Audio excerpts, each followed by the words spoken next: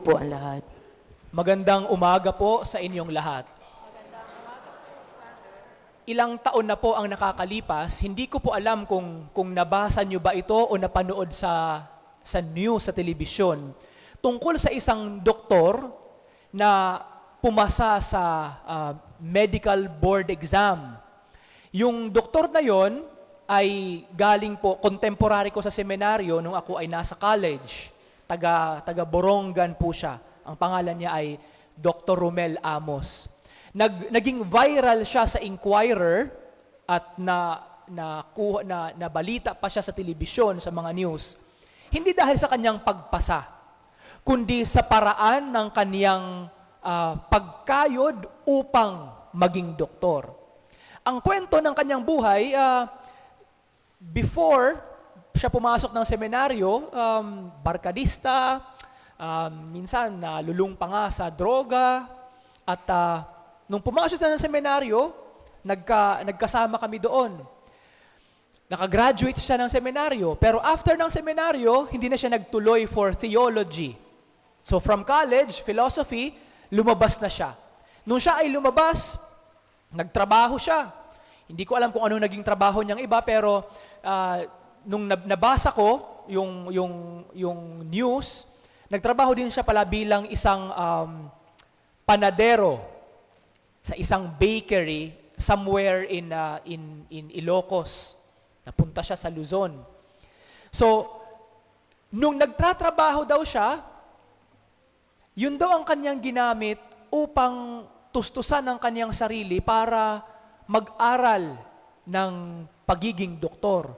Hindi lamang bilang panadero, marami pa siyang ibang mga menial jobs na kinuha upang suportahan ng kanyang sarili. At ang nakakatuwa doon sa kanyang kwento, dahil nung in-interview siya, ano ba ang dahilan bakit ginusto mong maging doktor? Hindi ka na lang nagpare. Ba't naging gusto mo maging doktor? Yung nanay niya, I think during that time, namatay niya, lagi kaming tumatambay sa kanilang bahay. Sabi sa kanya, bakit gusto mo maging doktor?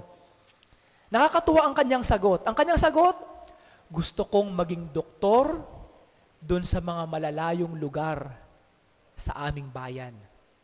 So from Luzon, kung saan siya nagtrabaho, nung siya ay pumasa, naging, I think may term yan sila sa doktor, yung Doctor of the Barrios. I think na parang programa siya ng gobyerno na kapag ikaw ay doktor, pwede kang parang magsiserve ka sa gobyerno bilang Doctor of the Barrios, and then may compensation kang tinatanggap, something like that.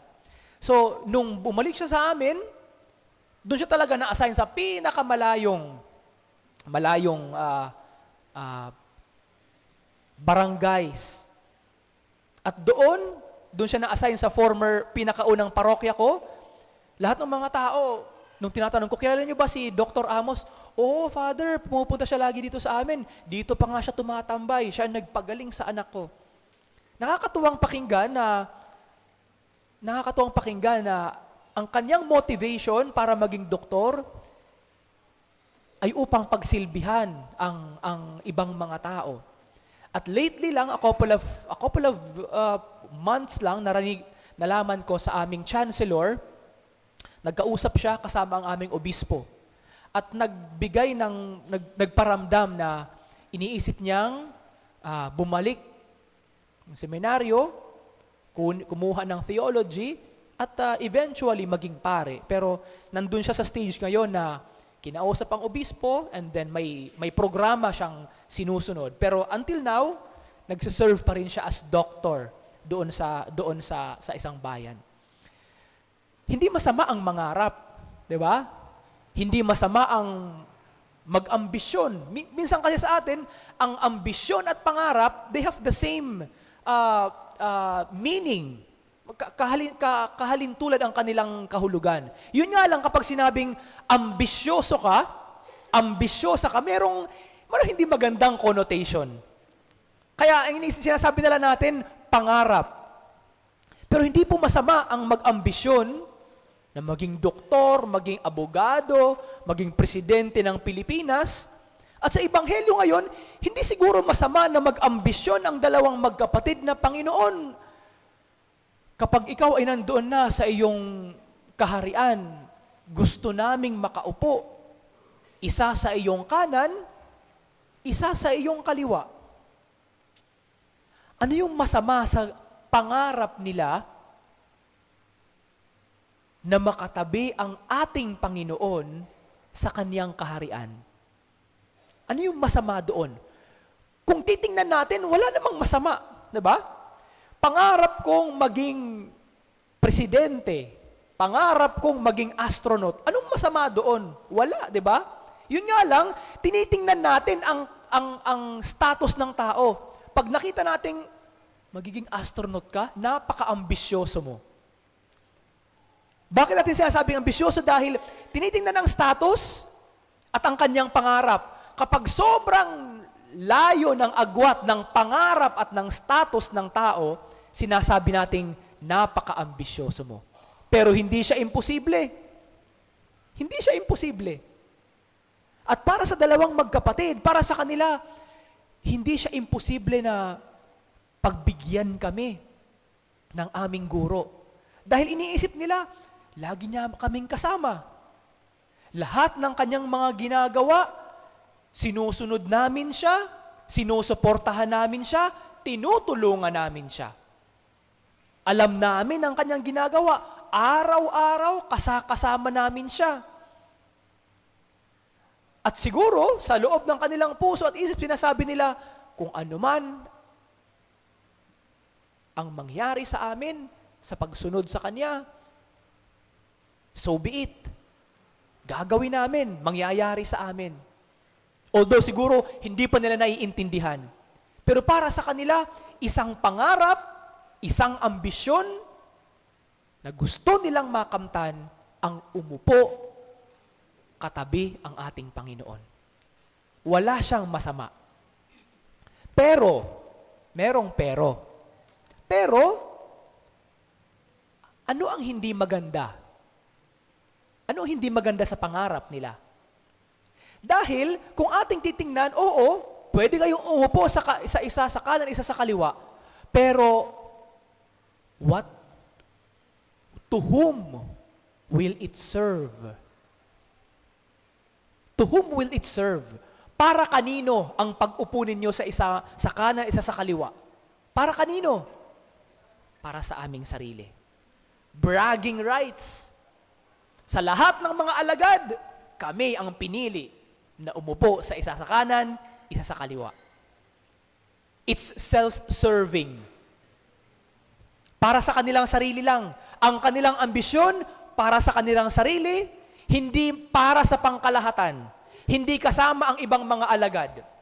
Kaya nga, sabi sa Ebanghelyo, yung ibang mga alagad, nung malaman nila na sinabi ng dalawa ang ganitong request kay Jesus, nagalit sila. Nagalit dahil naunahan. Hindi ba ganoon ang ating ugali? Kapag nauunahan tayo sa ating gusto, nagagalit tayo. Ito naman, alam niya niyang gusto ko rin ang ganon, inunahan pa niya ako. Nagalit ang iba dahil naunahan sila sa kanilang parehong ambisyon. Yun nga lang, pare-pareho pala sila, ang ambisyon nila ay para sa kanilang sarili lang. Hindi para sa bayan ng Diyos, hindi para sa simbahan, hindi para sa mga alagad, kundi personal, self-serving, bragging rights, kayabangan. At siguro, yun po ang pwede nating pagnilayan sa araw na ito, sa linggong ito. Sa mga magulang na nandito ngayon, sigurado ako, bawat isa sa atin, mayroong pangarap para sa ating mga anak. Or sa mga kabataan na naman nandito, sigurado ako, bawat isa sa atin, dahil tayo ay nag-aaral, mayroon din tayong ambisyon para sa ating sarili. Gusto kong maging teacher, gusto kong maging abogado, gusto kong maging engineer, gusto kong maging sundalo, maging seaman, kung ano pa man yan. At hindi po masama kapag sinabi mo na ang gusto kong maabot sa aking pangarap na makatapos sa pag-aaral ay para maiahon sa kahirapan ang aking pamilya. Wala pong masama doon. Hindi po kasalanan sa inyong part or kanino man na gano'n ang inyong pangarap.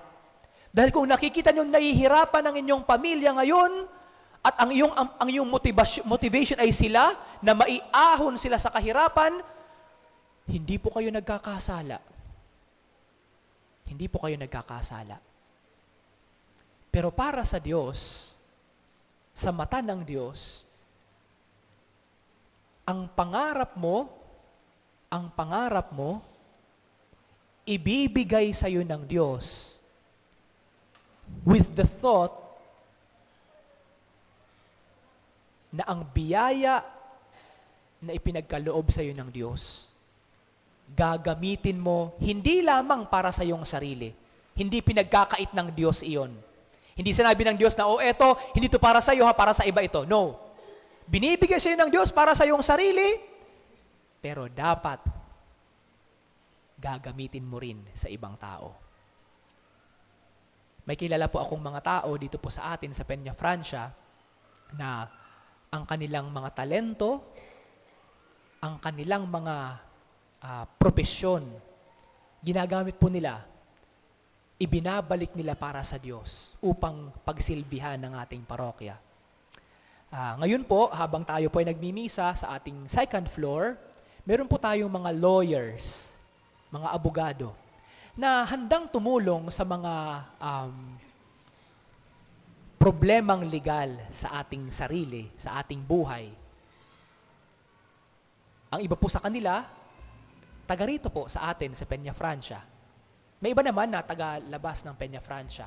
Pero just the same, they volunteered their time, kahit linggo, kahit pahinga dapat sila ngayon, they volunteered their time upang pakinggan ang iba nating mga kasamahan sa parokya na mayroong problemang legal at tulungan sila ng libre, walang bayad. Isang classic example na, pwede kang mangarap. Gaano mang kataas ang pangarap mo, pwedeng ibigay ng Diyos sa iyo yan. Pero huwag kakalimutan kung saang nanggaling ang biyaya na tinanggap mo.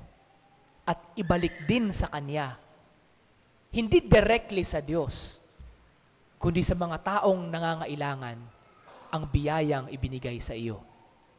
Kaya siguro mga kapatid, magandang paalala sa atin ito ngayon. Mga magulang, kapag tayo ay nagkaroon ng pangarap sa ating mga anak, sana hindi siya self-serving, hindi para sa ating sarili lang.